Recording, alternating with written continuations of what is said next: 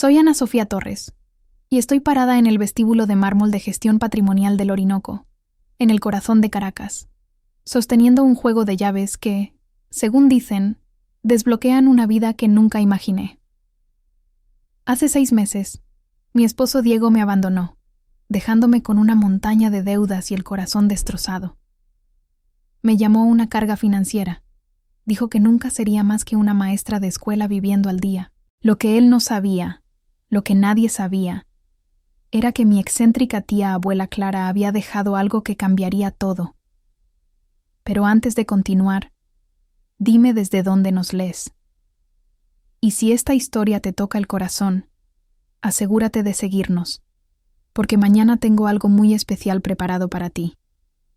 Crecí en un modesto apartamento en el barrio de Catia, en Caracas, donde aprendí desde pequeña que el dinero no crecía en los árboles. Mi madre, Rosa, trabajaba turnos dobles en una fábrica textil en Petare.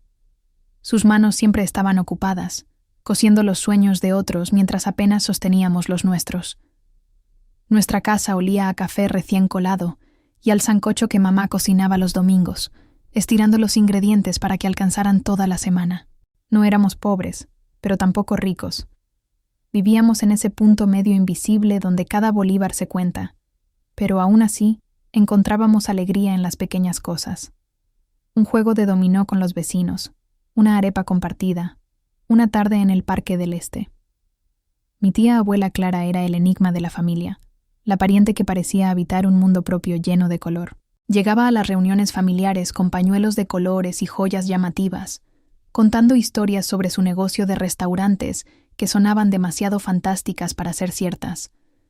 Decía que poseía propiedades en todo el país, desde Maracaibo hasta Puerto La Cruz. Hablaba de reuniones con inversionistas y tratos comerciales, pero nosotros solo sonreíamos y asentíamos. Para nosotros, era la tía excéntrica que nunca se casó. Vivía sola en un pequeño apartamento en Chacao y tenía más historias que sentido común. Cuando tenía 15 años, tía Clara me llevó aparte durante una parrillada familiar en nuestra casa. Sus manos, llenas de anillos que brillaban bajo el sol caraqueño, sostuvieron las mías con firmeza. «Anita», dijo con una voz cargada de secretos, «algún día entenderás que las cosas más valiosas de la vida suelen estar escondidas a plena vista. Prométeme que nunca dejarás que nadie te haga sentir menos por tus raíces».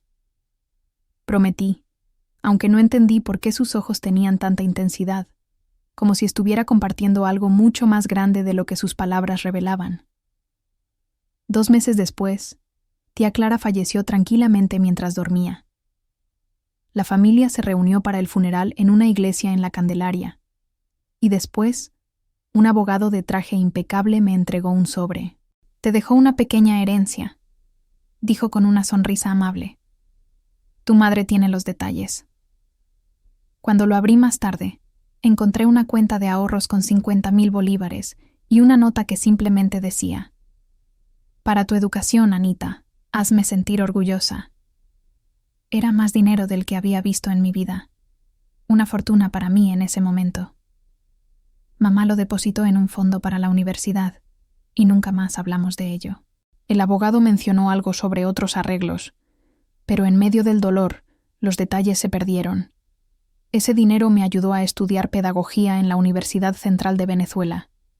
Mientras otros estudiantes salían de fiesta o se preocupaban por su futuro, yo sabía exactamente lo que quería: enseñar, marcar una diferencia en la vida de los niños, ser la clase de maestra que ve potencial en cada estudiante. No era un trabajo glamuroso ni lucrativo, pero llenaba mi corazón de una manera que el dinero nunca podría.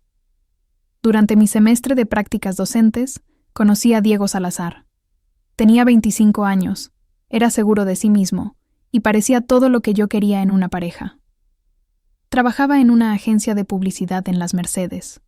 Conducía un carro moderno y tenía una sonrisa fácil que me hacía sentir especial.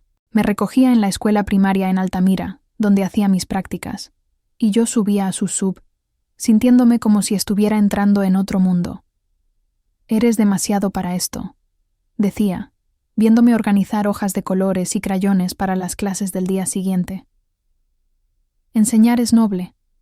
pero podrías hacer mucho más con tu vida. Yo me reía, pensando que solo intentaba apoyarme, animándome a soñar en grande. No me di cuenta entonces de que ya me estaba encasillando, colocándome en una caja etiquetada como «necesita mejorar». Nuestro noviazgo fue todo lo que había imaginado que debía ser el romance. Me llevaba a restaurantes en Los Palos Grandes que nunca habría podido pagar, me compraba ropa que me hacía sentir sofisticada y me presentaba a sus amigos como «mi novia la maestra». Me sentía elevada, como si me estuviera introduciendo en un mundo de éxito profesional y estatus social que siempre había parecido inalcanzable. Cuando Diego me propuso matrimonio después de 2 años, lo hizo en el Ávila, con Caracas brillando a nuestros pies bajo las luces de la noche. El anillo era sencillo, pero para mí representaba todo lo que siempre había querido: amor, compromiso y la promesa de construir algo hermoso juntos. Dije que sí con lágrimas en los ojos, convencida de que era la mujer más afortunada del mundo. Los primeros años de nuestro matrimonio fueron felices, o al menos así los recuerdo ahora. Compramos una casa en Prados del Este, un chalet de 3 habitaciones con un pequeño patio donde podía plantar bugambillas como las que mamá tenía en Katia. Diego estaba creciendo en su carrera, eventualmente convirtiéndose en socio de su agencia de publicidad, mientras yo encontraba mi ritmo como maestra de 3er grado en la Escuela Bolivariana Simón Rodríguez. Nuestra vida tenía una predictibilidad cómoda que confundí con felicidad, pero en algún momento Diego comenzó a cambiar. El hombre que alguna vez admiró mi dedicación a la enseñanza empezó a verla como una limitación. ¿No quieres más? Se convirtió en su constante letanía. ¿No quieres ganar dinero de verdad? ¿Tener un impacto real? Me comparaba con las esposas de sus colegas, mujeres que trabajaban en banca o bienes raíces, que traían sueldos sustanciales a casa y podían hablar de tendencias del mercado durante la cena. Intenté explicarle que enseñar era mi vocación, que ver a un estudiante que luchaba finalmente entender un concepto, observar a niños tímidos encontrar su confianza, ayudar a familias a navegar el viaje educativo de sus hijos, eso tenía un valor más allá de un cheque. Pero Diego ya había decidido que mi trabajo era un pasatiempo, algo que hacía para sentirme útil mientras él manejaba la verdadera responsabilidad de sostenernos. Las críticas se volvieron más frecuentes y cortantes. En los eventos de su empresa, me presentaba como solo una maestra, con la palabra solo cargando todo el peso de su decepción. Cuando compartía historias sobre mis estudiantes, cambiaba de tema a su último negocio. Cuando sugería que no podíamos permitirnos ciertos lujos con nuestro ingreso combinado, me recordaba que si tuviera una verdadera carrera, el dinero no sería un problema. Empecé a hacerme más pequeña, a encajar en el espacio que él había tallado para mí. Dejé de hablar de mis estudiantes, de compartir mi entusiasmo por nuevos métodos de enseñanza o innovaciones en el aula. Comencé a buscar ofertas de trabajo en posiciones administrativas que pagaban más, pero me alejarían del salón de clases. Pensé que si ganaba más, contribuía más financieramente. Tal vez Diego me vería como una verdadera compañera en lugar de una carga. El cambio fue más evidente en nuestras interacciones sociales. En las parrilladas del vecindario, mientras otras parejas compartían historias sobre sus aventuras de fin de semana o proyectos de mejoras para el hogar, Diego encontraba formas de destacar nuestras limitaciones financieras. «Nos encantaría remodelar la cocina como ustedes», decía, mirándome significativamente, «pero los sueldos de maestra, ya saben». La vergüenza ardía en mi pecho mientras veía a las otras esposas, la agente inmobiliaria, la gerente bancaria, la consultora, intercambiar miradas de lástima mezclada con superioridad. Comencé a dar clases particulares los fines de semana, diciéndome que era para ayudar a estudiantes que necesitaban apoyo extra, pero en realidad era para traer ingresos adicionales que aliviaran la tensión en casa. El negocio de Diego iba bien, muy bien. La agencia de publicidad donde empezó como asociado junior se había convertido en una empresa exitosa, y su participación como socio generaba ingresos considerables. Pero en lugar de que nuestra situación financiera mejorada nos acercara, parecía resaltar lo que él veía como una brecha creciente entre su éxito profesional y mis limitaciones autoimpuestas. Estoy pensando en comprar un carro nuevo, anunció una noche durante la cena. Hay un concesionario de Toyota en Chacaito, con un programa de leasing que funcionaría perfecto. Asentí, acostumbrada a sus decisiones financieras unilaterales. Pero luego continuó. Claro, tendríamos que ser cuidadosos con otros gastos. Tal vez podrías llevar comida de casa en lugar de comprarla en la escuela. Las pequeñas cosas suman. La ironía no se me escapó. Él planeaba gastar más en el pago de un carro que lo que yo ganaba en 3 meses, mientras me pedía ahorrar en una arepa de 5,000 bolívares. Pero había aprendido que cuestionar sus prioridades financieras solo llevaba a conferencias sobre la imagen empresarial y los requisitos profesionales que, según él, yo no podía entender. Mis amigos comenzaron a notar la dinámica. Laura Méndez, mi mejor amiga desde la universidad, observaba cómo Diego desestimaba mis contribuciones a las conversaciones o redirigía la atención a sus propios logros. «Ana, te ves más apagada últimamente», me decía con cuidado durante nuestros cafés en Sabana Grande. «¿Está todo bien en casa?» Yo le aseguraba que todo estaba bien, que Diego solo estaba enfocado en su carrera, que todas las parejas pasaban por fases de ajuste, pero en privado. Empezaba a sentirme como una invitada en mi propia vida, como si estuviera pidiéndole disculpas por existir, por no ser la mujer ambiciosa y exitosa que él aparentemente esperaba que fuera. El principio del fin llegó durante una cena en nuestra casa. Diego había invitado a su socio, Carlos Rivas, y a su esposa, junto con otra pareja de su círculo profesional. Pasé el día preparando todo, asegurándome de que la casa estuviera impecable, cocinando los pequeños favoritos de Diego, poniendo la mesa con nuestra vajilla de boda. Quería ser la clase de esposa que lo enorgulleciera, que encajara perfectamente en su mundo profesional. A medida que avanzaba la noche, la conversación giró hacia el trabajo, las inversiones y la planificación financiera. La esposa de Carlos, Sofía, hablaba de su trabajo como asesora financiera, compartiendo ideas sobre tendencias del mercado y estrategias de inversión. La otra esposa, Valeria, era representante de ventas farmacéuticas con un ingreso de 6 cifras. Escuché, contribuyendo donde podía, pero sintiéndome más como una observadora en un mundo donde no encajaba del todo. «¿Y tú, Ana?», preguntó Valeria amablemente. Diego mencionó que estás en educación. ¿Estás trabajando en algún proyecto interesante? Me animé, agradecida por la inclusión. De hecho, estoy muy emocionada por un nuevo programa de alfabetización que estamos implementando. Estamos viendo resultados increíbles con estudiantes que antes tenían dificultades con la comprensión lectora. La metodología combina... «Eso es genial, cariño», interrumpió Diego. Su tono sugería cualquier cosa menos entusiasmo. Pero Valeria preguntaba por proyectos laborales, ¿sabes? Desarrollo profesional, ascensos, ese tipo de cosas. La mesa quedó en silencio por un momento. La incomodidad era palpable. Sofía intentó salvar la situación preguntando más sobre el programa de alfabetización, pero el daño ya estaba hecho. Sentí el ardor familiar de la humillación, la sensación de que mi pasión y experiencia eran reducidas a algo pintoresco e insignificante. Más tarde, mientras limpiábamos después de que los invitados se fueron, Diego estaba inusualmente callado. Pensé que tal vez estaba cansado, o quizás había reconocido lo despectivo que había sido, y sentía remordimiento. Me equivocaba. «¿Sabes?», dijo, cargando los platos en el lavavajillas con una fuerza innecesaria. «Es vergonzoso cuando hablas tanto de tus pequeños proyectos de enseñanza frente a mis colegas. Son profesionales serios, Ana. Hablan de negocios reales, dinero real, impacto real». Me quedé sosteniendo una copa de vino, mi reflejo distorsionado en su superficie. Impacto real. Estoy ayudando a niños a aprender a leer, Diego. Estoy formando a la próxima generación. ¿Cómo eso no es real? Se giró para enfrentarme, su expresión una mezcla de frustración y algo que parecía casi lástima. Porque no importa en el mundo real, Ana. Tus estudiantes te olvidarán en 6 meses.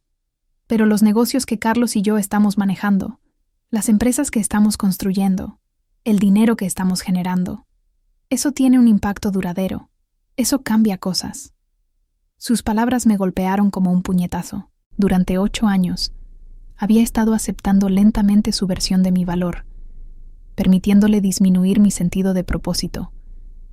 Pero escuchar que mis estudiantes me olvidarían, que el amor y cuidado que ponía en mi aula todos los días no significaban nada, rompió algo dentro de mí que no sabía cómo reparar. Esa noche, me fui a la cama sintiéndome más sola de lo que me había sentido desde que mi madre murió 3 años antes. Diego se durmió rápidamente, su respiración estable y sin carga, mientras yo miraba el techo, preguntándome cómo me había vuelto tan pequeña, tan invisible, tan apologética por existir. Pensé en las palabras de tía Clara: nunca dejes que nadie te haga sentir menos por tus raíces. Me di cuenta de que había permitido que Diego me hiciera sentir pequeña, no por mis orígenes, sino por la persona que había elegido ser. A la mañana siguiente, desperté con una claridad que no había sentido en años. Sabía con absoluta certeza que merecía algo mejor que un matrimonio donde constantemente me hacían sentir inadecuada. Merecía un compañero que viera mi trabajo como valioso, que celebrara mis éxitos en lugar de minimizarlos, que me amara por quien era en lugar de resentirme por quien no era. Pero saber que mereces algo mejor y tener el coraje de exigirlo son 2 cosas diferentes. Pasé las siguientes semanas oscilando entre la determinación y la duda, entre la ira y la tristeza, entre la esperanza de cambio y la aceptación de la realidad. Empecé a ver a una consejera, la doctora Mariana Pérez, quien me ayudó a entender que las relaciones saludables construyen a las personas en lugar de derribarlas. «Has estado aceptando migajas», dijo durante una de nuestras sesiones, «y llamándolas un banquete. Pero mereces un plato completo, Ana. Mereces ser vista, valorada y celebrada por exactamente quién eres». Comencé a documentar los patrones en nuestra relación, no para construir un caso contra Diego, sino para entender cómo me había perdido tan completamente. Escribí sobre los comentarios, las desestimaciones, la forma en que me había entrenado para anticipar su decepción y ajustar mi comportamiento en consecuencia. Escribí sobre la mujer que era cuando lo conocí, apasionada y confiada, y la mujer en la que me había convertido, apologética y disminuida. El proceso de documentación fue doloroso pero necesario.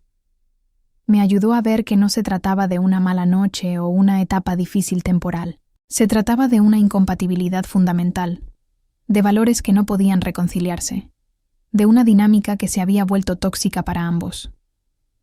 Empecé a imaginar una vida diferente, una donde pudiera llegar a casa emocionada por compartir historias sobre mis estudiantes, donde pudiera buscar desarrollo profesional sin sentir que estaba perdiendo el tiempo en cosas insignificantes, donde pudiera estar orgullosa de mi trabajo y mis contribuciones al mundo.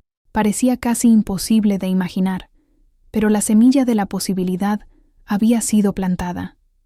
La conversación que tanto temía finalmente ocurrió una noche de martes en marzo.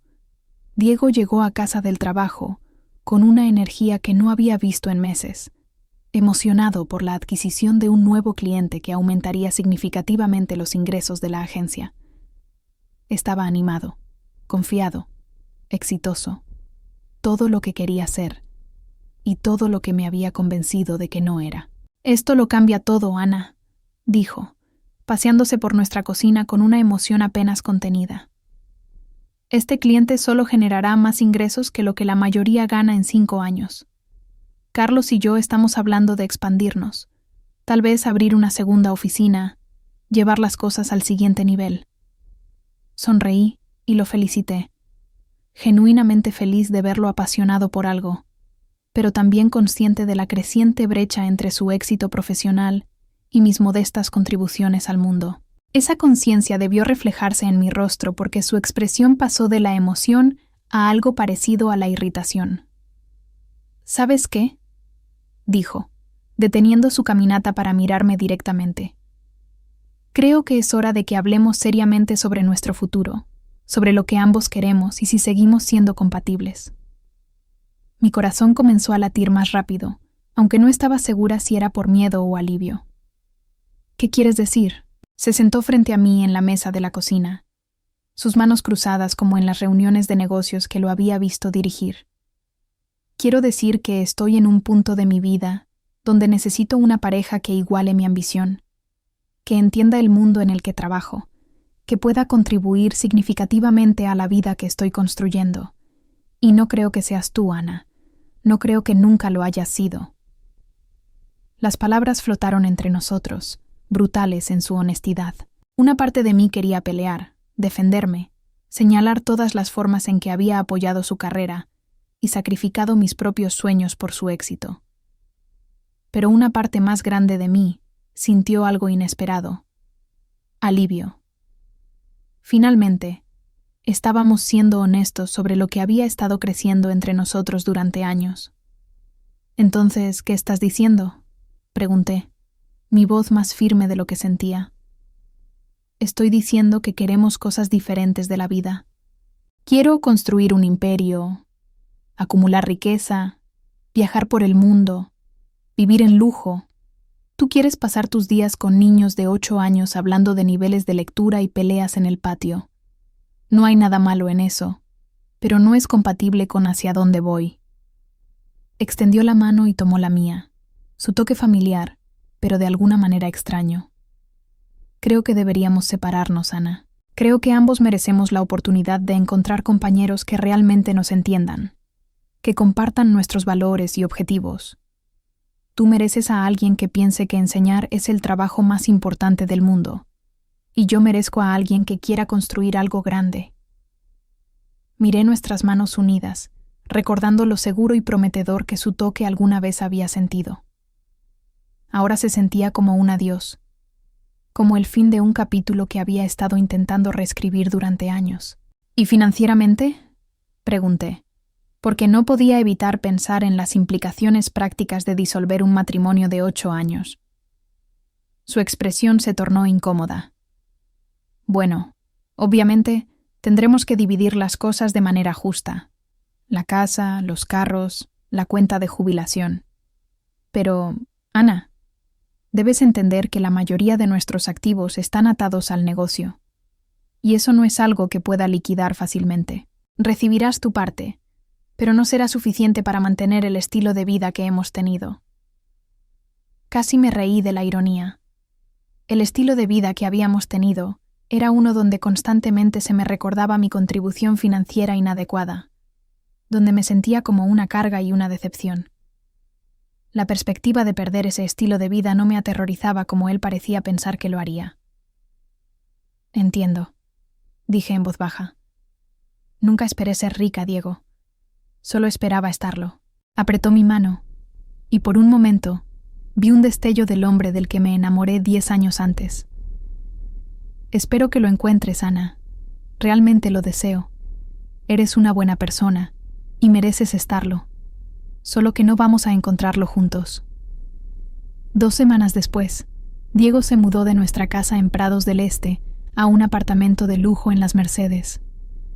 La transición fue sorprendentemente fluida, probablemente porque ambos nos habíamos estado preparando emocionalmente durante meses. Se llevó su ropa, sus electrónicos, su equipo de ejercicio y su aire de nobleza herida.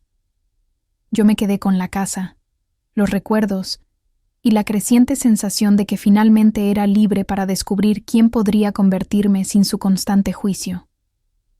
La casa se sentía diferente sin él, más grande de alguna manera, como si se estuviera expandiendo para acomodar posibilidades que había olvidado que existían. Reorganicé los muebles, colgué arte que había comprado pero nunca exhibido, y comencé a dejar libros y papeles esparcidos por las superficies, sin preocuparme por mantener la apariencia perfecta que Diego prefería.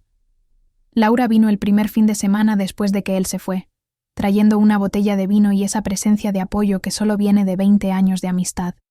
Nos sentamos en el patio trasero, viendo el atardecer pintar las colinas del Ávila en tonos dorados y morados. «¿Cómo te sientes?», preguntó, estudiando mi rostro con la preocupación practicada de alguien que me había visto encogerme a lo largo de los años. «Aliviada», dije, sorprendiéndome con mi propia honestidad. Asustada, pero aliviada, como si finalmente pudiera respirar de nuevo. «Bien», dijo con firmeza. «Has estado conteniendo la respiración durante años. Presenté la demanda de divorcio 3 semanas después, contratando a Sofía Vargas, una abogada de familia muy recomendada por su minuciosidad y compromiso con los intereses de sus clientes. Sofía tenía más o menos mi edad, con ojos amables y un enfoque directo que me dio confianza de inmediato. «Necesito entender el alcance completo de tus activos matrimoniales», dijo durante nuestra primera reunión. «Cuentas bancarias, fondos de jubilación, intereses comerciales, bienes raíces, inversiones, todo, incluso cosas que podrías no considerar importantes. Proporcioné lo que pude, aunque me di cuenta de lo poco que sabía sobre nuestra situación financiera. Diego había manejado la mayor parte de la gestión del dinero, compartiendo solo lo que consideraba necesario para el presupuesto del hogar. Sabía de nuestras cuentas de cheques y ahorros, nuestra hipoteca y el esquema básico de su sociedad comercial, pero los detalles siempre habían sido su dominio. ¿Y el dinero de la familia?, preguntó Sofía, revisando mis formularios de divulgación financiera. Herencias, fideicomisos, regalos de parientes. Solo el fondo para la universidad que mi tía abuela me dejó, dije. Pero eso se gastó hace años en mi educación. Sofía tomó nota. Necesitaré documentación. A veces las herencias familiares son más complejas de lo que la gente cree, especialmente si fueron manejadas por abogados o instituciones financieras. Asentí, aunque no podía imaginar qué complejidad podría existir alrededor del pequeño regalo de tía Clara. Había vivido modestamente, trabajado duro y ahorrado lo suficiente para ayudar a su sobrina nieta a obtener una educación. Era generoso pero simple, el tipo de herencia directa que no requería abogados ni trámites complicados. Los procedimientos de divorcio avanzaron lentamente, retrasados por los intentos de Diego de minimizar el valor de sus activos comerciales y mi completa falta de conocimiento sobre nuestra situación financiera. Continué enseñando, encontrando consuelo en el ritmo familiar de planificar lecciones e interactuar con los estudiantes. Mis alumnos de 3er grado no se preocupaban por mi drama personal, solo querían aprender sobre fracciones y escuchar historias sobre las aventuras de sus personajes favoritos de libros. Durante este periodo, me di cuenta de cuánto había extrañado la pura alegría de enseñar. Sin las constantes críticas y desestimaciones de Diego, redescubrí mi pasión por la educación. Inicié un club de lectura para estudiantes con dificultades, implementé nuevas técnicas de gestión del aula y hasta comencé a escribir un blog sobre métodos de enseñanza innovadores. Por primera vez en años, sentí que estaba creciendo en lugar de encogerme. Pero la realidad financiera de la vida de soltera se hacía cada vez más clara, incluso con la manutención conyugal. Tendría que adaptarme a un estándar de vida significativamente más bajo. La casa en Prados del Este, con su patio y 3 habitaciones, tendría que venderse. Comencé a buscar apartamentos en Los Teques, más cerca de mi escuela, donde pudiera pagar el alquiler con mi salario de maestra. La perspectiva no me deprimía como podría haberlo hecho un año antes. Estaba lista para una vida más pequeña, más simple, una donde pudiera ser auténticamente yo sin medir constantemente mi valor contra estándares imposibles. Empecé a imaginar un apartamento acogedor donde pudiera exhibir mis libros abiertamente, donde pudiera extender los trabajos para calificar sin preocuparme por mantener superficies impecables, donde pudiera invitar a amigos sin ansiedad por si todo parecía lo suficientemente impresionante. 4 meses después del proceso de divorcio, Sofía llamó con una noticia que lo cambiaría todo. Su voz tenía una emoción que nunca había escuchado antes, un entusiasmo profesional apenas contenido que captó mi atención de inmediato. «Ana, necesito que vengas a mi oficina de inmediato. Y digo de inmediato. ¿Puedes estar aquí en 1 hora?» «¿Está todo bien?», pregunté, mirando el reloj. Eran las 3:30 de un jueves por la tarde, y acababa de terminar mi última clase del día. «Todo está más que bien», dijo crípticamente. «Confía en mí, Ana. Querrás estar sentada para esta conversación». Conduje a su oficina con una curiosidad creciente y un toque de ansiedad. En mi experiencia, las reuniones legales urgentes rara vez traían buenas noticias. Pero el tono de Sofía había sido de emoción más que de preocupación. lo que me daba esperanza de que tal vez Diego finalmente había aceptado un acuerdo justo. O quizás había alguna buena noticia sobre la división de propiedades. La oficina de Sofía estaba en un edificio profesional en el centro de Caracas, modesto pero bien equipado, con libros de derecho alineados en las paredes y certificados que documentaban sus credenciales. Me recibió con una sonrisa que parecía iluminar toda su cara, indicándome que me sentara en la cómoda silla frente a su escritorio. «Ana», comenzó, abriendo un expediente grueso que no reconocí. «He estado investigando tu herencia familiar, siguiendo el rastro de ese fondo para la universidad que tu tía abuela te dejó. Es un procedimiento estándar en casos de divorcio. Necesitamos documentar todos los activos, incluso los históricos». Asentí, insegura de por qué esto requería una reunión de emergencia. «Está bien, pero como dije, ese dinero se gastó hace años en mi educación. No queda nada que documentar». La sonrisa de Sofía se amplió aún más. «Ahí es donde te equivocas, Ana. Tu tía abuela Clara Rodríguez no solo te dejó un fondo para la universidad, te dejó un fideicomiso. Un fideicomiso muy, muy grande». Las palabras no tuvieron sentido al principio. La miré, esperando una aclaración, una broma, algo que me ayudara a entender de qué estaba hablando. «No entiendo. El abogado me dio 50.000 bolívares para la universidad. Eso fue todo lo que había». «Esa fue la primera distribución», explicó Sofía pacientemente. «Ana, tu tía abuela era rica, muy rica. Poseía una cadena de restaurantes, bienes raíces comerciales y tenía inversiones sustanciales. Cuando murió, dejó casi todo para ti en un fideicomiso diseñado para protegerte de los cazafortunas y asegurarse de que tuvieras la oportunidad de construir tu propia vida antes de heredar». Sentí como si estuviera escuchando sus palabras a través del agua, como si el significado estuviera ahí, pero distorsionado más allá del reconocimiento. «Eso es imposible. Tía Clara vivía en un apartamento pequeño en Chacao. Conducía un carro viejo. Nunca tuvo dinero.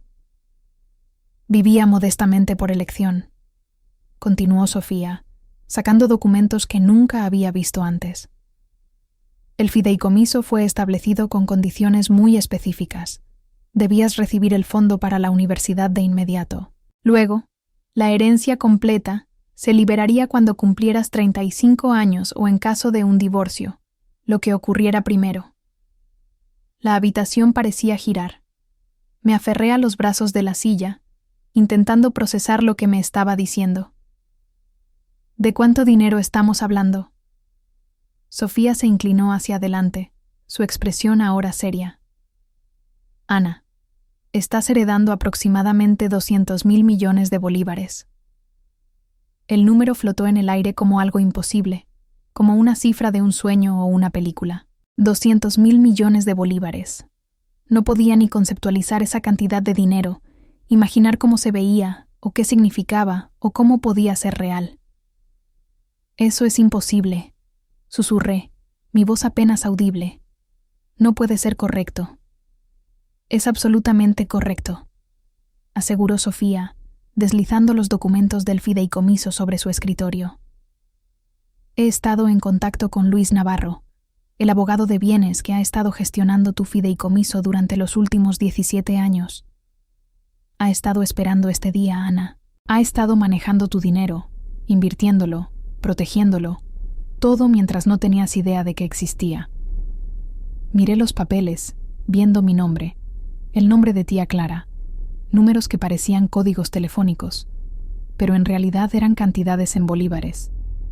El documento del fideicomiso era grueso, oficial, real.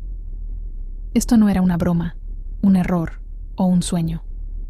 Esto era mi vida, completamente transformada en el espacio de una sola conversación. «¿Por qué nadie me lo dijo?», pregunté, mi voz ahora más fuerte, pero aún temblorosa por la incredulidad. «Porque tu tía abuela lo diseñó específicamente de esa manera», explicó Sofía. «Quería que tuvieras la oportunidad de descubrir quién eras, de construir tu propia vida, de tomar tus propias decisiones sin la influencia de una enorme riqueza. Quería protegerte de las personas que podrían intentar aprovecharse de ti». Y quería asegurarse de que cuando heredaras, fueras lo suficientemente madura para manejarlo de manera responsable. Pensé en Diego, en sus constantes críticas a mis contribuciones financieras, su desestimación de mi carrera, su decisión de dejarme porque no era lo suficientemente rica o ambiciosa. La ironía era tan profunda que casi era risible. Mientras él había estado construyendo su imperio publicitario y menospreciándome por el dinero, yo había estado, sin saberlo, sentada en una fortuna que empequeñecía sus sueños profesionales más salvajes. ¿Diego lo sabe?, pregunté, aunque ya sabía la respuesta. Aún no, dijo Sofía con una sonrisa que sugería que estaba esperando con ansias esa revelación. Pero está a punto de enterarse. Esto cambia todo sobre tu acuerdo de divorcio, Ana. Todo.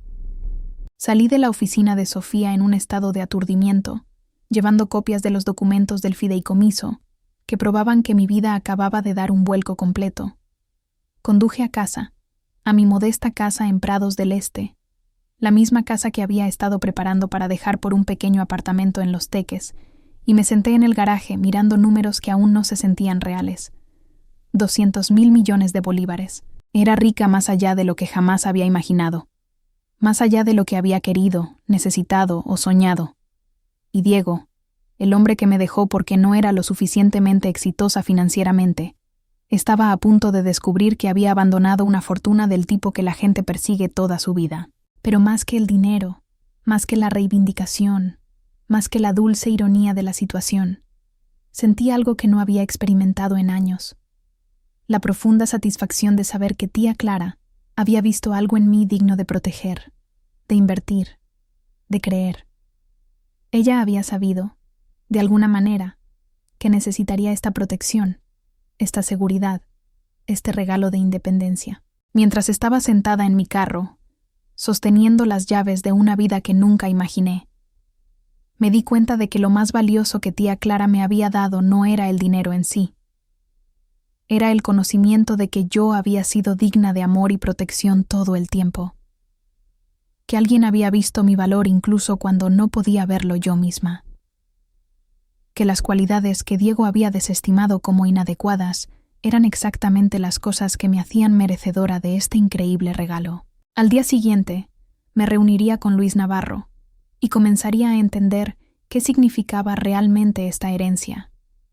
Al día siguiente, empezaría a aprender cómo ser una mujer con 200.000 millones de bolívares. Al día siguiente, mi vida comenzaría de nuevo, de maneras que ni siquiera podía imaginar.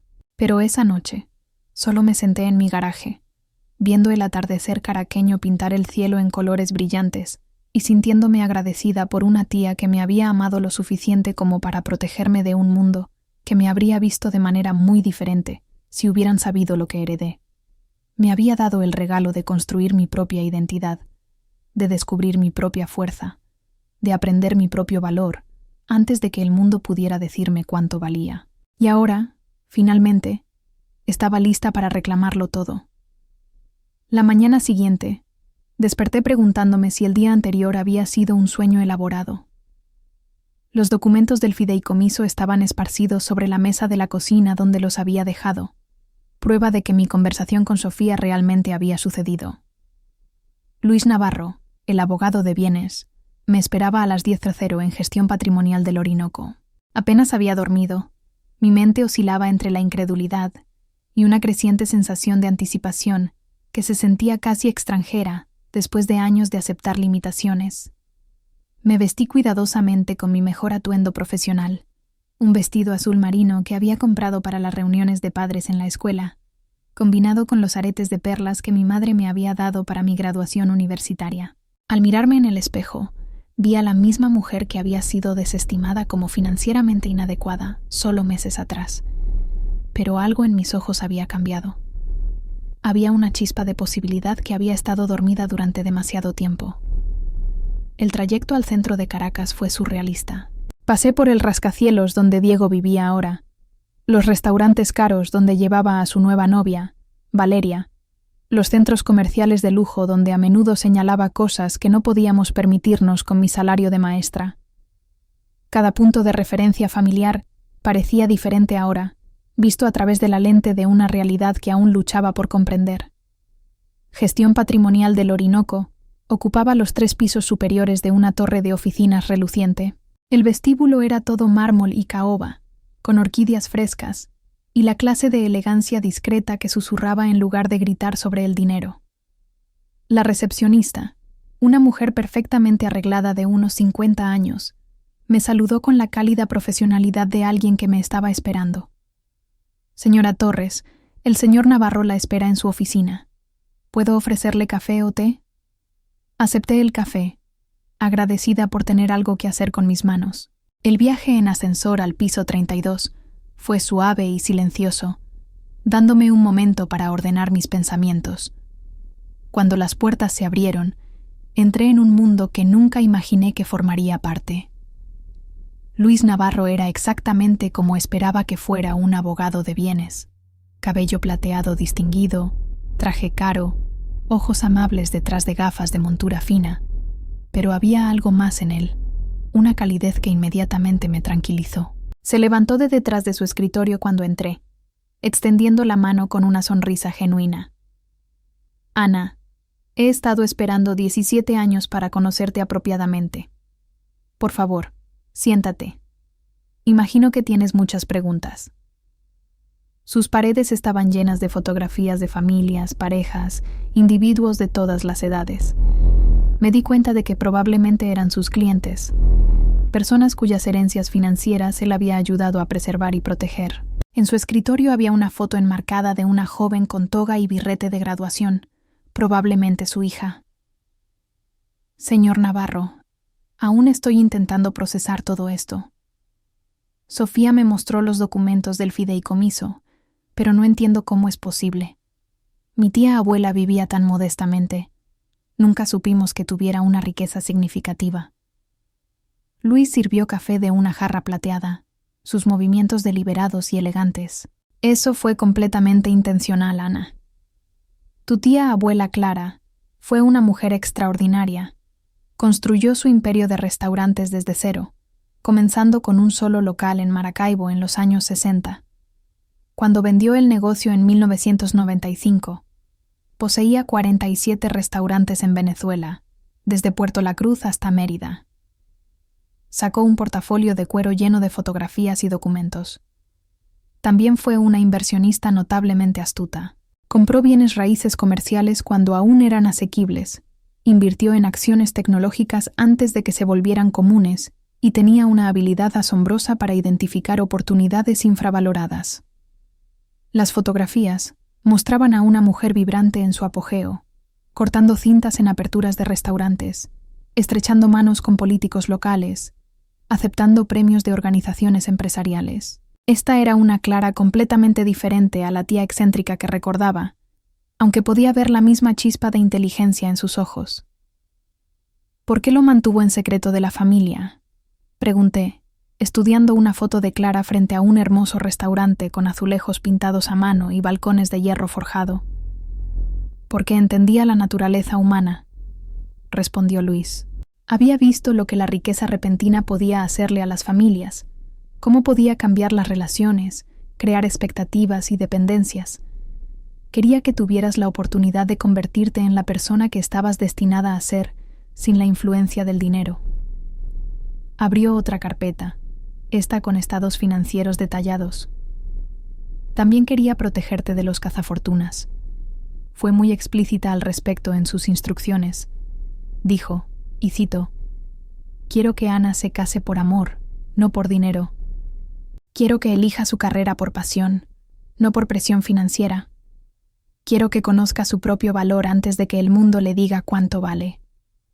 Las lágrimas pincharon mis ojos al escuchar esas palabras. Tía Clara había entendido algo sobre la vida que yo apenas comenzaba a comprender. Me había dado el regalo de la autenticidad, de construir mi propia identidad sin el factor complicante de una enorme riqueza. «El fideicomiso fue estructurado de manera muy específica», continuó Luis, mostrándome gráficos que ilustraban el crecimiento de mi herencia a lo largo de los años. La donación original fue de aproximadamente 50.000 millones de bolívares. con una gestión cuidadosa y estrategias de inversión, ha crecido a poco más de 200.000 millones.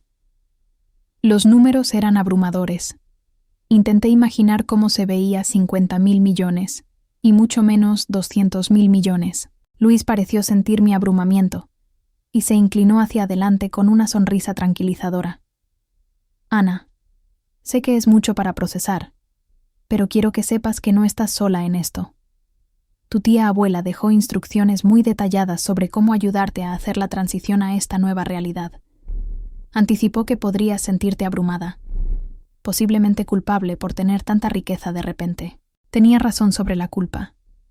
Incluso mientras estaba sentada en esa hermosa oficina, rodeada de pruebas de mi nueva seguridad financiera, una parte de mí sentía que no lo merecía. No había hecho nada para ganar este dinero más que nacer en la familia correcta. Mientras tanto, las familias de mis estudiantes luchaban por comprar útiles escolares básicos, y mis colegas trabajaban segundos empleos para llegar a fin de mes. Eso es normal, dijo Luis, leyendo mi expresión. Tu tía abuela experimentó los mismos sentimientos cuando su negocio tuvo éxito. Te dejó una carta, de hecho. Me instruyó que te la diera cuando heredaras. Me entregó un sobre con mi nombre escrito en la elegante caligrafía de Clara. Mis manos temblaron ligeramente mientras lo abría y desplegaba las páginas manuscritas dentro. Querida Ana, si estás leyendo esto, entonces has llegado al momento para el que he estado preparando desde que eras una niña. Probablemente te sientes sorprendida, tal vez culpable, posiblemente indigna. Yo sentí todas esas cosas cuando mi negocio comenzó a tener éxito, así que déjame compartir lo que aprendí en el camino. El dinero es una herramienta, Anita. Puede usarse para construir o destruir, para ayudar o dañar, para crear oportunidades o problemas. La clave es recordar que tú no eres tu dinero. Eres la misma mujer amable, inteligente y apasionada que eras antes de saber de esta herencia. El dinero no cambia quién eres. Solo te da más opciones para expresar quién eres. Elegí vivir modestamente, porque aprendí que la felicidad no viene de acumular posesiones. Pero también elegí ser generosa, crear oportunidades para otros, usar mis recursos para hacer el mundo un poco mejor. Ahora esa elección es tuya. No dejes que nadie te diga que no mereces esto. No dejes que nadie te haga sentir culpable por tener opciones que otros no tienen. En cambio, usa este regalo para vivir auténticamente, para perseguir tus pasiones, para ayudar a otros a perseguir las suyas. Úsalo para protegerte de aquellos que intentarían aprovecharse de ti y para apoyar causas y personas en las que creas. Lo más importante, recuerda que la mayor herencia que te dejo no es el dinero, es el conocimiento de que eres digna de amor, respeto y todas las cosas buenas que la vida tiene para ofrecer. Nunca dejes que nadie te convenza de lo contrario. Con todo mi amor y fe en tu futuro, tía Clara.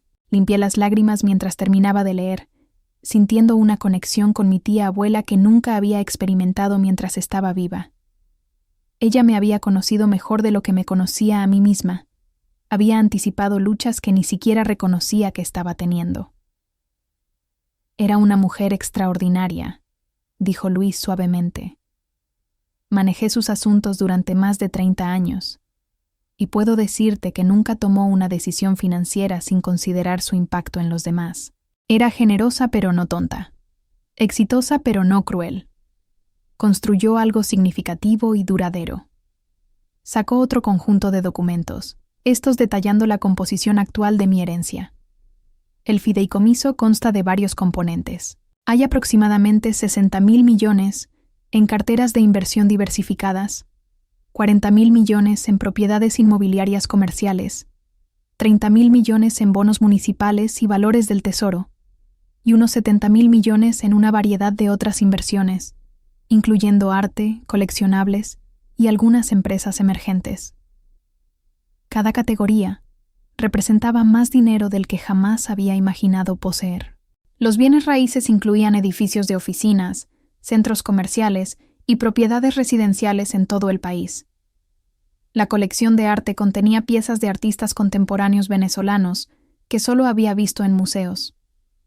También está esto, dijo Luis, entregándome un juego de llaves. La casa de tu tía abuela en Valle Arriba. Te la dejó junto con todo lo demás. Ha sido mantenida por una empresa de gestión de propiedades, pero nadie ha vivido allí desde que ella falleció. Tomé las llaves, sintiendo su peso en mi palma. La casa que nunca había visto, en un vecindario por el que solo había pasado mientras admiraba las mansiones detrás de sus portones privados. ¿Qué pasa ahora?, pregunté, aún sintiendo que navegaba por un sueño. Ahora te tomas el tiempo para adaptarte a esta nueva realidad, dijo Luis. Organizaré que te reúnas con nuestro equipo de planificación financiera, nuestros especialistas en impuestos y nuestro departamento legal. Te ayudarán a entender tus opciones, tus responsabilidades y tus oportunidades. Pero no hay prisa, Ana. Este dinero ha sido gestionado cuidadosamente durante 17 años. Puede esperar un poco más mientras descubres qué quieres hacer con él. La reunión duró otras 2 horas, mientras Luis me guiaba por los fundamentos de la gestión de patrimonio, la administración de fideicomisos y las implicaciones fiscales. Aprendí sobre estrategias de donaciones caritativas, filosofías de inversión y la importancia de contar con el equipo adecuado de asesores. Fue abrumador, pero también extrañamente reconfortante saber que no se esperaba que descubriera todo de inmediato. Cuando finalmente salí de gestión patrimonial del Orinoco, sentí como si estuviera entrando en un mundo completamente diferente.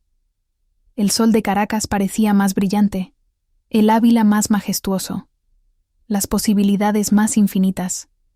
Tenía las llaves de una mansión en Valle Arriba y acceso a más dinero del que podía gastar en varias vidas. Pero primero, tenía que contárselo a las personas que importaban, empezando por Laura, quien había sido mi amiga y confidente más cercana durante los procedimientos de divorcio. La llamé desde mi carro, estacionado afuera del edificio de gestión patrimonial. Laura, ¿estás libre para almorzar? Tengo algo increíble que contarte. Claro. ¿Qué pasa? Suenas extraña. No puedo explicarlo por teléfono. Encuéntrame en nuestro lugar habitual en 30 minutos. Y Laura, tal vez quieras sentarte para esta conversación. Nuestro lugar habitual era una pequeña arepera en Chacaíto, nada sofisticado, pero cómodo y privado. Laura ya estaba allí cuando llegué, su expresión curiosa y ligeramente preocupada. Pedí un café y traté de decidir cómo empezar. «Ok, me estás asustando», dijo, estudiando mi rostro. «¿Qué está pasando, Ana? Sabes que he estado pasando por el divorcio, tratando de descifrar cómo pagar un apartamento con mi salario de maestra. Comencé, mi voz temblando ligeramente. Sí, y he estado preocupada por ti, pero hoy pareces diferente, más ligera de alguna manera». Respiré hondo. Acabo de salir de una reunión con un abogado de bienes. Resulta que mi tía abuela Clara me dejó un fideicomiso muy grande. Las cejas de Laura se alzaron. ¿Qué tan grande estamos hablando? 200.000 millones de bolívares, Laura. 200.000 millones. Me miró por un largo momento. Luego se rió. Muy graciosa, Ana. En serio, ¿qué está pasando? Saqué los documentos del fideicomiso y los extendí sobre la mesa. No estoy bromeando. Mi tía abuela era rica, muy rica, y me dejó todo. No tenía idea. La risa de Laura se apagó mientras examinaba los papeles, su expresión pasando de diversión a conmoción y luego a algo cercano al asombro. Ana, esto es real. Estos son documentos legales reales. Eres rica, como realmente rica. Lo sé. Todavía estoy tratando de procesarlo yo misma. Espera, dijo, su voz creciendo con entusiasmo. Diego te dejó porque no eras lo suficientemente exitosa financieramente. Te llamó una carga. Dijo que nunca llegarías a nada. Y ahora vales más de lo que él podría ganar en 100 vidas. La ironía no se me escapó. El fideicomiso fue establecido para que heredara cuando cumpliera 35 o me divorciara, lo que ocurriera primero. Si Diego se hubiera quedado casado conmigo 3 años más, habría sido parte de esto. En cambio, se fue porque no era lo suficientemente rica. Laura se recostó en su silla, sacudiendo la cabeza con asombro. Esto es como algo sacado de una telenovela. ¿Él lo sabe? Aún no, pero está a punto de enterarse. El acuerdo de divorcio será muy diferente ahora. Pasamos la siguiente hora hablando de las implicaciones, las oportunidades, los desafíos que vienen con una riqueza repentina. Laura hizo preguntas prácticas sobre impuestos e inversiones, pero también preguntas más profundas sobre cómo esto cambiaría mi identidad, mis relaciones, mi futuro. Lo que pasa, dije, es que no me siento diferente. Todavía quiero enseñar, todavía me importan mis estudiantes, todavía creo en la importancia de la educación. El dinero no cambia quién soy, pero cambia lo que puedes hacer, señaló Laura. Podrías financiar programas escolares enteros, ofrecer becas, crear oportunidades para niños que las necesitan. Podrías marcar una verdadera diferencia en la educación. Tenía razón. El dinero no cambiaba mis valores, pero me daba el poder de actuar sobre ellos de maneras que nunca había imaginado. Podía apoyar causas en las que creía, ayudar a personas que lo necesitaban, crear un cambio positivo en mi comunidad. Después del almuerzo, conduje a Valle Arriba para ver la casa que había heredado. El vecindario era aún más impresionante de lo que recordaba, con extensas haciendas escondidas detrás de altos muros y exuberante paisajismo. Seguí el GPS hasta una dirección que nunca había visitado, deteniéndome frente a una reja que se abrió automáticamente cuando ingresé el código que Luis me había dado. El camino de entrada serpenteaba a través de un paisajismo desértico maduro, con palmas y cactus creando un jardín de esculturas naturales. Cuando la casa apareció a la vista, tuve que detener el carro por un momento para asimilarla. Era magnífica sin ser ostentosa, una obra maestra arquitectónica caraqueña que parecía surgir orgánicamente del paisaje. La estructura era de líneas limpias y materiales naturales, con paredes de vidrio que capturaban las vistas del Ávila y patios que creaban espacios exteriores íntimos.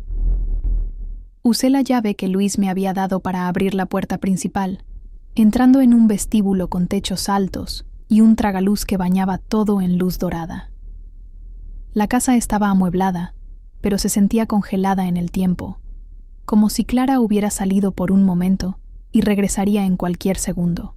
Su personalidad estaba en todas partes, en los textiles vibrantes que cubrían los muebles, en la colección de cerámica y arte exhibida por las habitaciones, en la cocina llena de electrodomésticos de calidad profesional y libros de cocina en español e inglés. Esta era la casa de una mujer que había vivido plenamente, que se había rodeado de belleza y comodidad, mientras mantenía una conexión con su herencia cultural. Recorrí habitación tras habitación, cada una revelando más sobre la tía que nunca conocí realmente. Su oficina contenía premios y reconocimientos de organizaciones empresariales, fotos con alcaldes y gobernadores, evidencia de una vida vivida con propósito e impacto. Su dormitorio era simple pero elegante, con puertas francesas que daban a un jardín privado. Pero fue la biblioteca la que me dejó sin aliento. Estanterías de piso a techo llenas de libros en varios idiomas, cómodos sillones de lectura posicionados para captar la luz natural, y un escritorio donde Clara aparentemente había pasado tiempo escribiendo cartas y manejando sus asuntos. En el escritorio, en un marco plateado, había una fotografía mía en mi graduación universitaria, sonriendo confiada, llena de esperanza por el futuro. Tomé la foto, recordando ese día. Clara había estado allí, me había abrazado después y me había dicho lo orgullosa que estaba de mis logros. En ese momento, pensé que solo estaba siendo amable. Ahora me di cuenta de que me veía como su heredera, la persona que continuaría su legado de generosidad y propósito. Esa noche, me senté en el jardín de Clara mientras el sol se ponía sobre el Ávila, intentando absorber la magnitud de lo que había sucedido. En el espacio de 24 horas, mi vida entera había sido transformada. Ya no era Ana Sofía Torres, la maestra en apuros pasando por un divorcio difícil. Era Ana Sofía Torres, filántropa, empresaria, mujer de recursos sustanciales. Pero más que eso, era finalmente libre de ser auténticamente yo misma sin disculpas ni compromisos. Durante años, me había estado encogiendo para encajar en la visión de Diego de lo que debería ser. aceptando sus juicios sobre mi valor y mi contribución. Ahora tenía los recursos para perseguir mis pasiones, apoyar causas en las que creía, ayudar a otros de maneras que nunca había imaginado posibles. Llamé a Sofía Vargas la mañana siguiente para discutir cómo el fideicomiso impactaría nuestra estrategia de divorcio. Su voz estaba prácticamente eufórica mientras explicaba las implicaciones legales. Ana, esto lo cambia todo. El abogado de Diego ha estado argumentando que mereces un apoyo mínimo debido a tu limitada capacidad de ingresos. Ahora podemos demostrar que tienes activos sustanciales que siempre fueron tuyos, que aportaste un valor significativo al matrimonio, incluso si no era evidente en ese momento. ¿Qué significa eso en la práctica?, pregunté. Significa que la reclamación de Diego por la mitad de los activos matrimoniales se vuelve mucho más pequeña proporcionalmente. Significa que su argumento sobre tu insuficiencia financiera se vuelve risible. Significa que está a punto de descubrir que dejó a la mujer más rica que jamás conocerá. Esa tarde, Sofía organizó que el abogado de Diego fuera notificado sobre el fideicomiso. Me llamó 1 hora después, apenas conteniendo la risa. Ana, deberías haber escuchado la llamada telefónica. El abogado de Diego no podía creerlo. Seguía preguntando si había algún error, si los documentos eran legítimos. Cuando le aseguré que todo estaba debidamente documentado, pidió tiempo para consultar con su cliente. ¿Cómo crees que reaccionará Diego?, pregunté. Creo que va a lamentar mucho haberte llamado una carga financiera. La llamada llegó esa noche. El nombre de Diego apareció en la pantalla de mi teléfono y lo dejé sonar varias veces antes de contestar. Su voz estaba tensa, completamente diferente al tono confiado que había usado cuando anunció que me dejaba. Ana, necesitamos hablar. ¿Puedo pasar por la casa? No creo que sea una buena idea, Diego. Estamos en medio de un proceso de divorcio. Cualquier comunicación debe pasar por nuestros abogados. Por favor, Ana. Esto es importante. Acabo de enterarme de tu herencia. No tenía idea. Necesitamos discutir qué significa esto para nuestro futuro. La presunción en su voz era asombrosa. Me había dejado hace 6 meses. Estaba viviendo con otra mujer. Había pasado todo nuestro matrimonio haciéndome sentir inadecuada por el dinero. Ahora que sabía que era rica, quería discutir nuestro futuro. Diego, dejaste muy claro que no tenemos un futuro juntos. Dijiste que no era lo suficientemente ambiciosa, no lo suficientemente exitosa financieramente, no la clase de pareja que necesitabas. Nada de eso ha cambiado. Pero Ana, no sabía lo del fideicomiso. Si lo hubiera sabido, las cosas habrían sido diferentes. Exacto, dije en voz baja. Si hubieras sabido que era rica, me habrías tratado de manera diferente. Me habrías valorado de manera diferente. Pero soy la misma persona que era hace 6 meses, Diego. Lo único que ha cambiado es tu percepción de mi valor. Hubo silencio al otro lado de la línea. Cuando habló de nuevo, su voz era más pequeña, más vulnerable de lo que la había escuchado en años. Cometí un error, Ana. Ahora lo veo. Estaba tan enfocado en construir mi carrera, en acumular riqueza, que perdí de vista lo que realmente importaba. Perdí de vista a ti. No perdiste de vista a mí, Diego. Nunca me viste realmente en primer lugar. Viste a una maestra que no ganaba suficiente dinero, que no era lo suficientemente ambiciosa, que no era digna de tu respeto. ¿Podemos al menos encontrarnos para tomar un café? ¿Podemos hablar de esto en persona? Consideré su solicitud, sopesando mi curiosidad por su reacción contra el riesgo de reabrir viejas heridas. Lo pensaré, Diego, pero no ahora. Necesito tiempo para procesar todo lo que ha pasado. Después de colgar, me senté en mi cocina de Prados del Este, mirando alrededor de la casa que había estado preparando para dejar. Todo parecía diferente ahora, no porque el espacio físico hubiera cambiado, sino porque mi relación con él se había transformado. Podía quedarme aquí si quería. Podía comprar una docena de casas como esta. Podía vivir en cualquier parte del mundo. Pero, más importante aún, podía tomar decisiones basadas en lo que quería en lugar de lo que podía permitirme. Podía enseñar porque lo amaba, no porque necesitara el ingreso.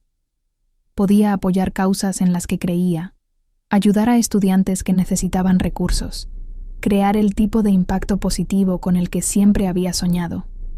Las siguientes semanas pasaron en un torbellino de reuniones con asesores financieros, abogados de impuestos y especialistas en inversiones. Aprendí sobre fundaciones caritativas, sobre inversiones socialmente responsables, sobre el complejo mundo de la gestión de patrimonio. Pero también continué enseñando, calificando trabajos y planificando lecciones, siendo la persona que siempre había sido. Mis estudiantes no tenían idea de que su maestra ahora valía más que la mayoría de los ejecutivos del país. Para ellos, seguía siendo la señorita Torres, la maestra que ayudaba con los problemas de matemáticas y escuchaba sus historias sobre aventuras de fin de semana. Esa consistencia me mantenía con los pies en la tierra, me recordaba quién era más allá de los números en mi cuenta bancaria. También comencé a entender lo que tía Clara quiso decir con que el dinero era una herramienta. Silenciosamente pagué los préstamos estudiantiles de 3 jóvenes maestros en mi escuela. Doné nuevas computadoras a la biblioteca y establecí un fondo para proporcionar útiles a los estudiantes cuyas familias no podían permitírselos. La capacidad de ayudar a otros, de resolver problemas con recursos en lugar de solo buenas intenciones, era embriagadora, pero también aislante. Me encontré dudando en compartir detalles de mi nueva vida con colegas, preocupada por cómo podría cambiar nuestras relaciones.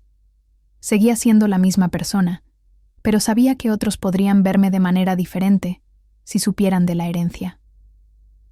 3 semanas después de la revelación del fideicomiso, finalmente accedí a encontrarme con Diego para tomar un café. Nos reunimos en un lugar neutral, una arepera en el centro de Caracas que ninguno de los dos tenía historial con. Él se veía diferente, de alguna manera más pequeño, menos confiado que el hombre que había salido de nuestro matrimonio con tanta certeza. «Te ves bien, Ana», dijo mientras nos sentábamos con nuestras bebidas. «Diferente, más...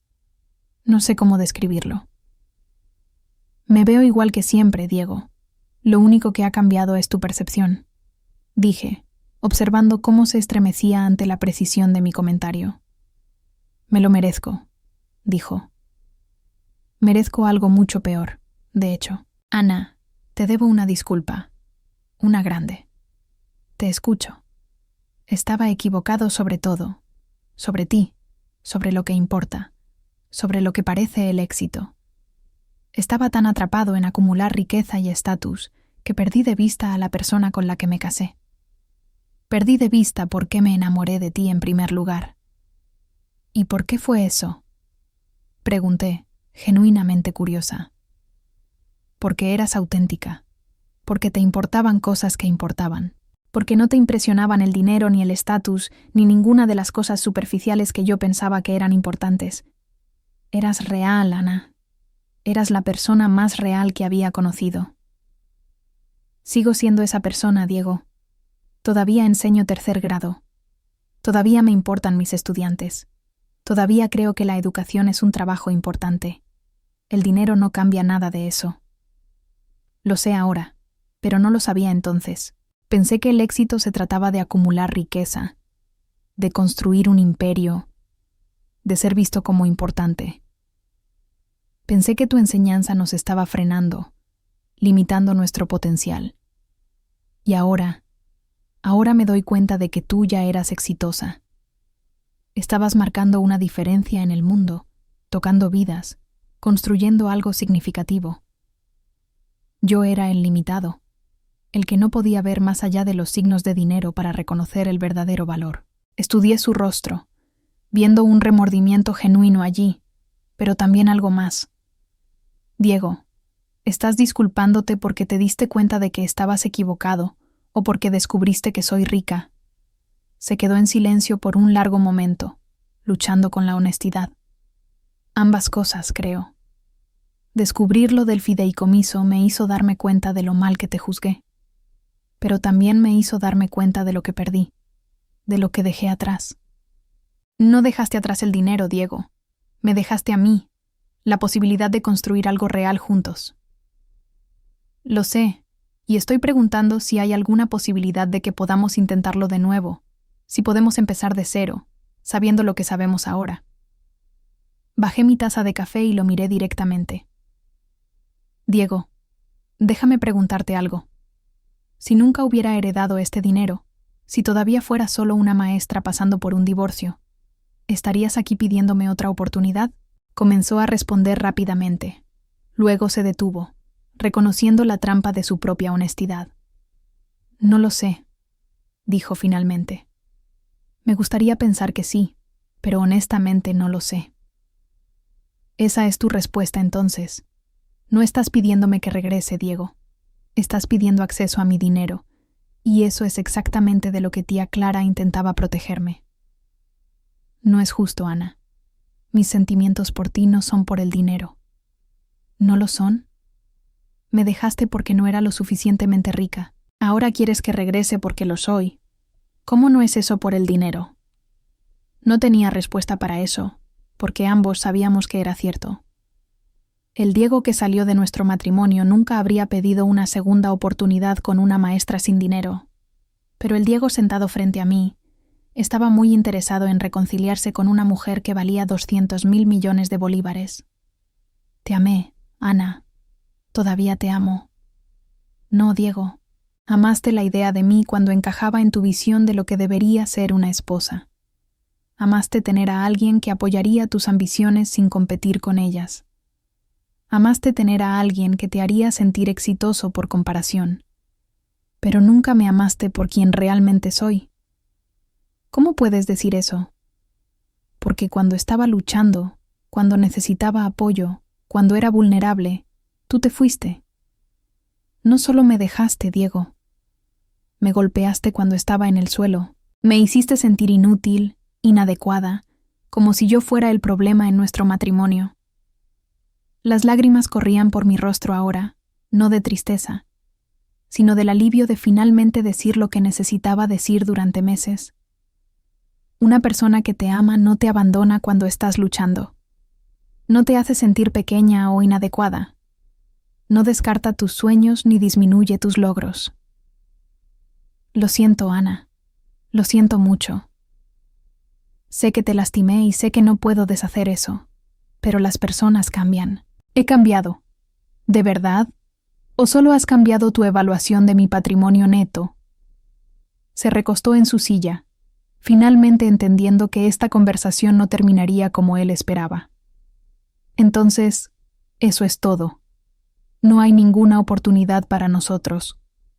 La oportunidad para nosotros terminó cuando decidiste que no era lo suficientemente valiosa para luchar por ella. El dinero no cambia eso, solo lo hace más claro. Me levanté para irme. Luego me volví para un pensamiento final. ¿Sabes cuál es la parte más triste? Si te hubieras quedado, si me hubieras apoyado durante la mala racha, si me hubieras valorado por quien soy en lugar de lo que gano, habría sido parte de esto.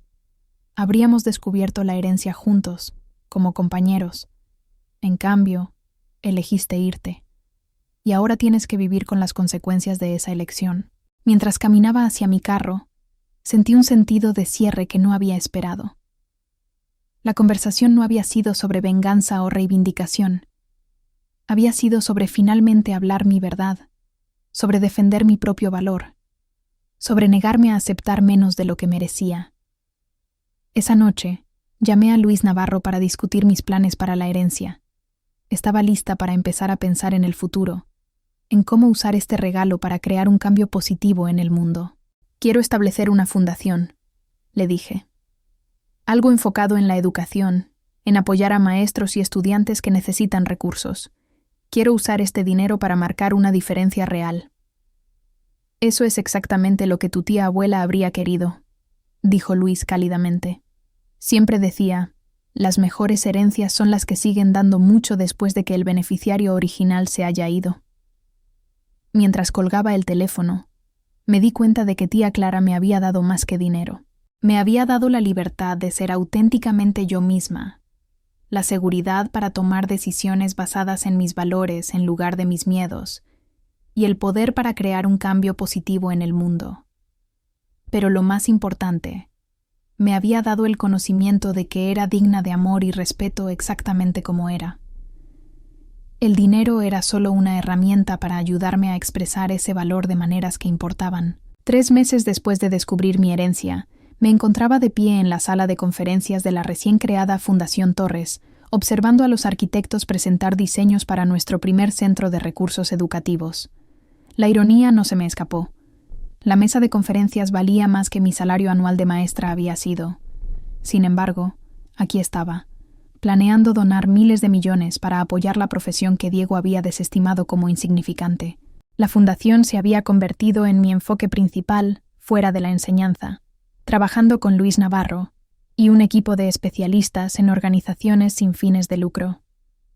Habíamos estructurado una organización dedicada a apoyar iniciativas educativas en toda Venezuela. Nuestro primer proyecto importante era ambicioso: un centro integral de recursos en Petare que proporcionaría tutorías, preparación para la universidad y servicios de apoyo familiar a comunidades marginadas. Comunidades marginadas. El diseño incorpora luz natural en todos los espacios de aprendizaje, explicó el arquitecto principal, señalando los planos del edificio extendidos sobre la mesa. Hemos incluido configuraciones de aulas flexibles, un laboratorio tecnológico, una biblioteca con espacios para reuniones comunitarias y oficinas administrativas para el personal y los voluntarios. Estudié los renderizados, imaginando a los estudiantes que se beneficiarían de estos recursos. El centro serviría a los mismos barrios donde crecí, donde niños como yo tenían sueños más grandes que sus circunstancias, pero carecían de los sistemas de apoyo para perseguirlos efectivamente. ¿Cuál es el costo total estimado?, pregunté, aunque ya sabía que la respuesta estaría bien dentro de nuestro presupuesto. Aproximadamente 12.000 millones de bolívares para la construcción y la configuración inicial, con costos operativos anuales de alrededor de 2.000 millones, respondió el arquitecto.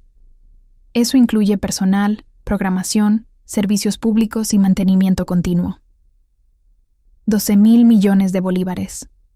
La cantidad habría sido inconcebible para mí solo meses atrás, representando más dinero del que podía imaginar poseer. Ahora, era simplemente el costo de crear algo significativo, algo que duraría más allá de mi propia vida y seguiría sirviendo a los estudiantes por generaciones. Avancemos con el diseño, dije, sintiendo la emoción familiar de tomar decisiones que crearían un cambio positivo. Me gustaría programar sesiones de opinión comunitaria para asegurarnos de que estamos atendiendo las necesidades reales de las familias a las que serviremos. Después de la reunión, conduje a la Escuela Bolivariana Simón Rodríguez para mis clases de la tarde. La transición entre mis dos mundos se había vuelto sorprendentemente natural. Por la mañana, podría estar discutiendo donaciones de miles de millones y estrategias de la fundación. Por la tarde, estaba ayudando a niños de 8 años a entender fracciones y mediando disputas en el patio. Mis estudiantes no tenían idea de que su maestra era ahora una de las mujeres más ricas de Venezuela. Para ellos, seguía siendo la señorita Torres, la maestra que guardaba meriendas extras en su escritorio y se quedaba después de clases para ayudar con las tareas.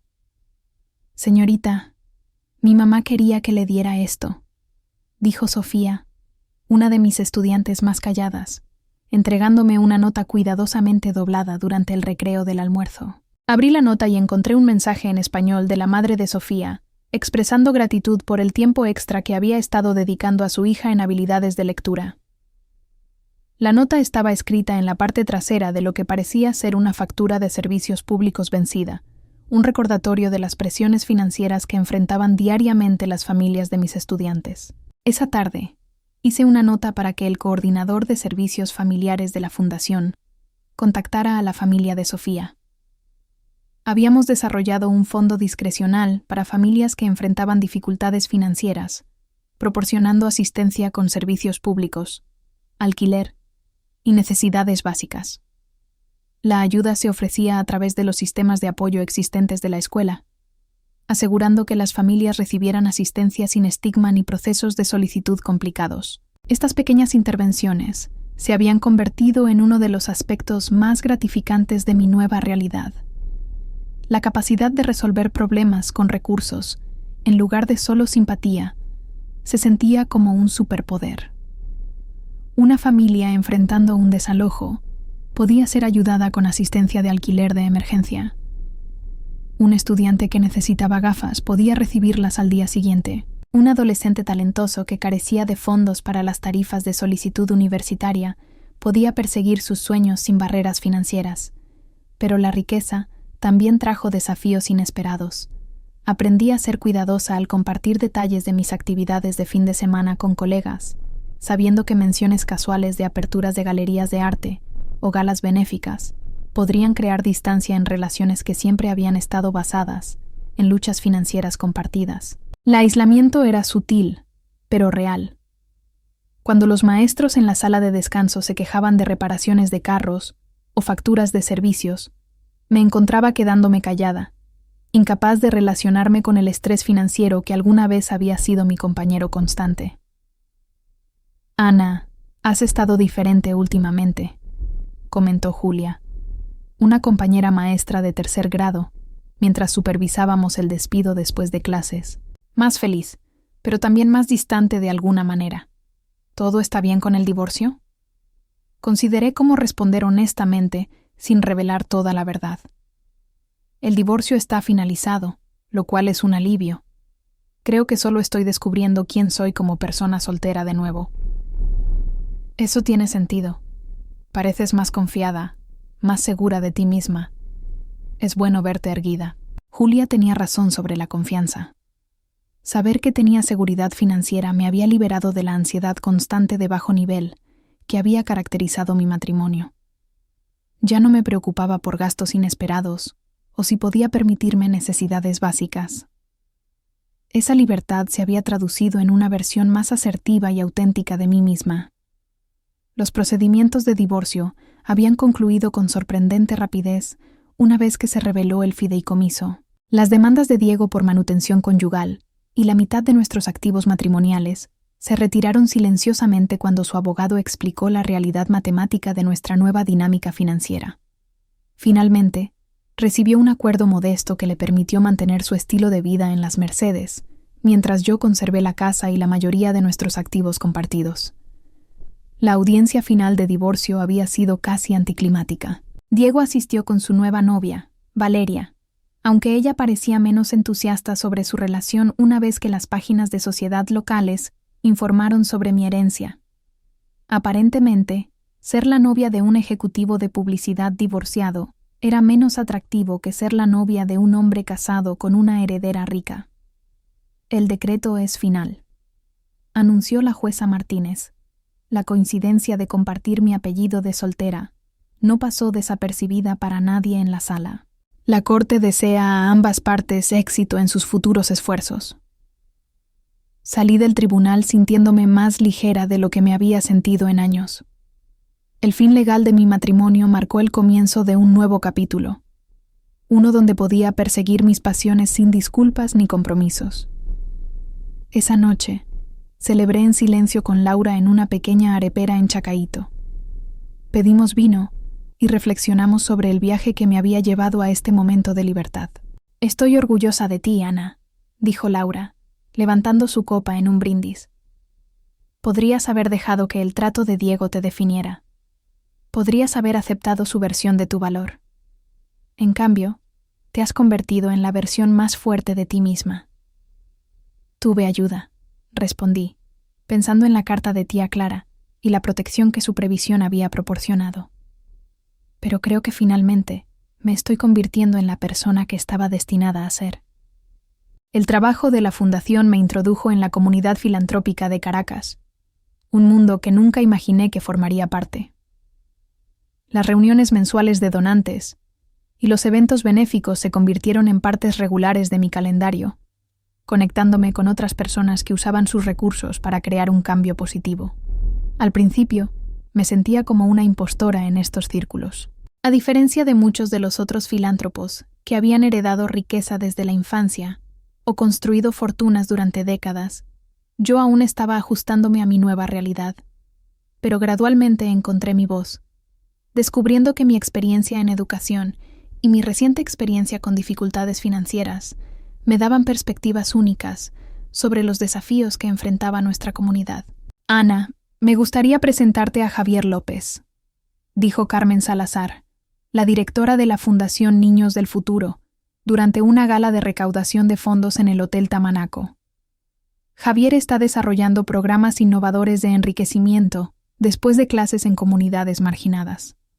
Javier López era un hombre de mirada intensa y voz pausada, alguien cuya pasión por su trabajo era evidente en cada palabra.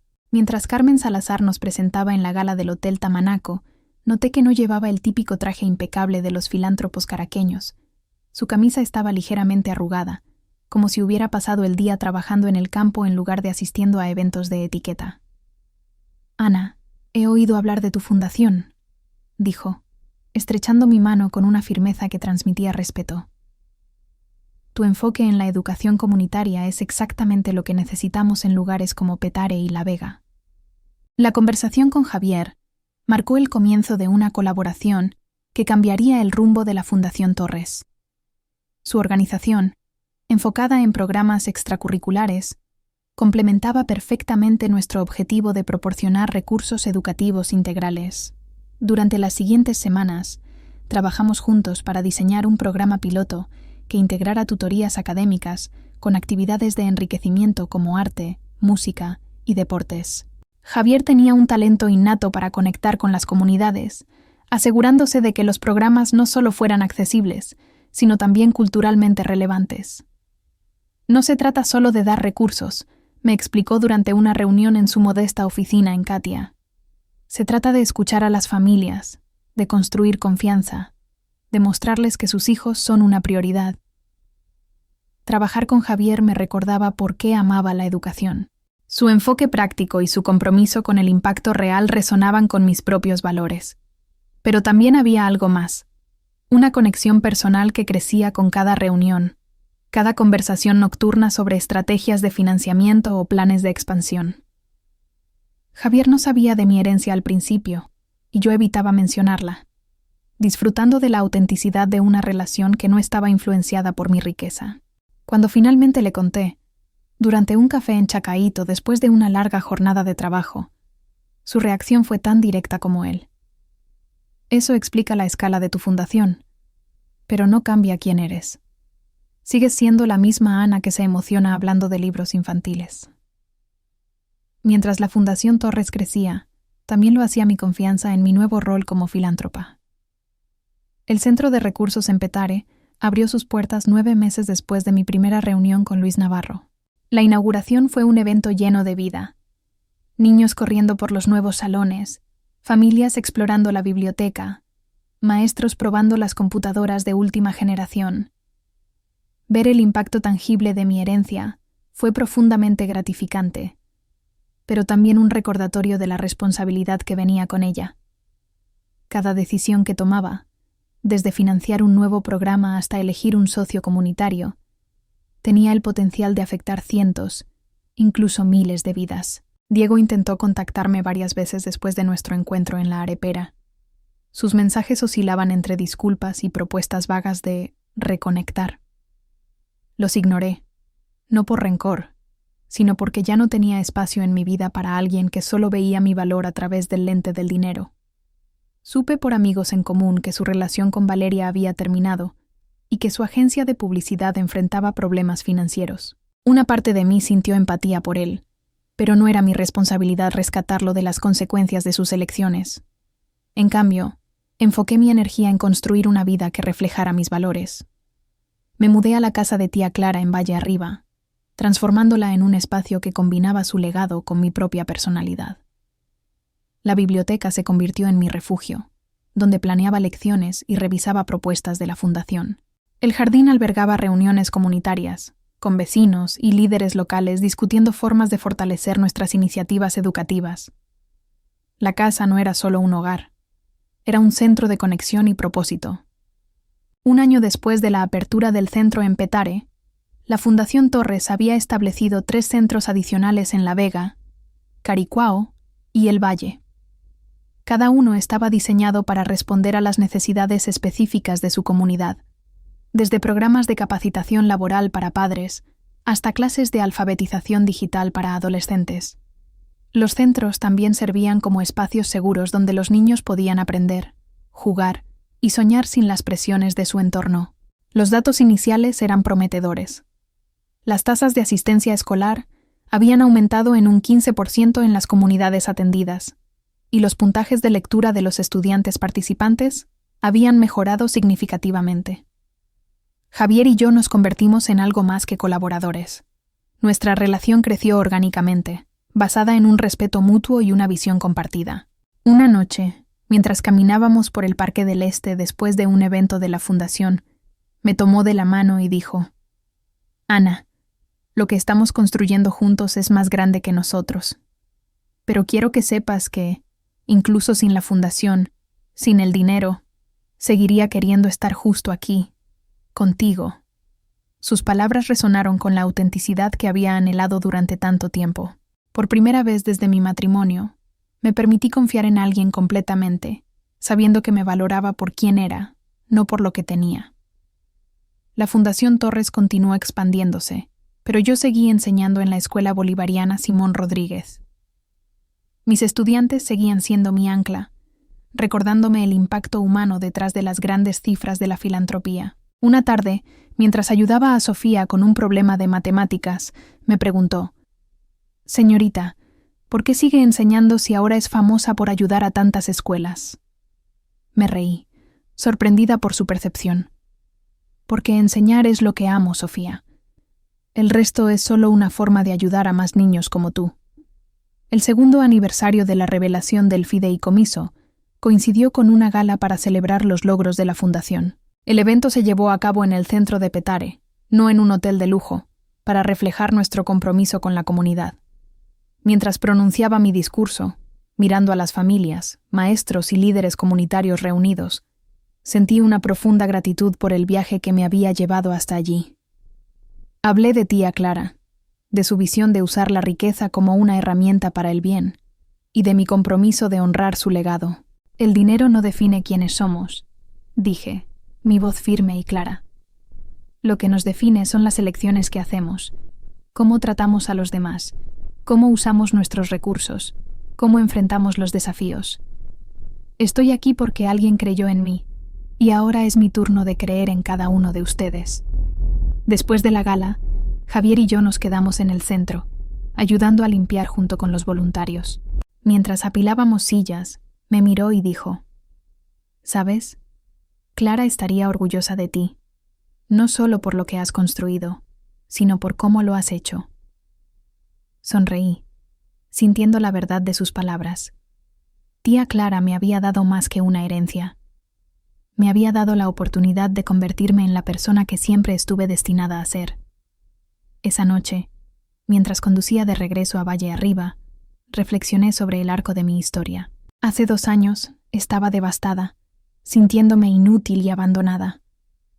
Ahora, era una mujer que había encontrado su propósito, su fuerza y su comunidad.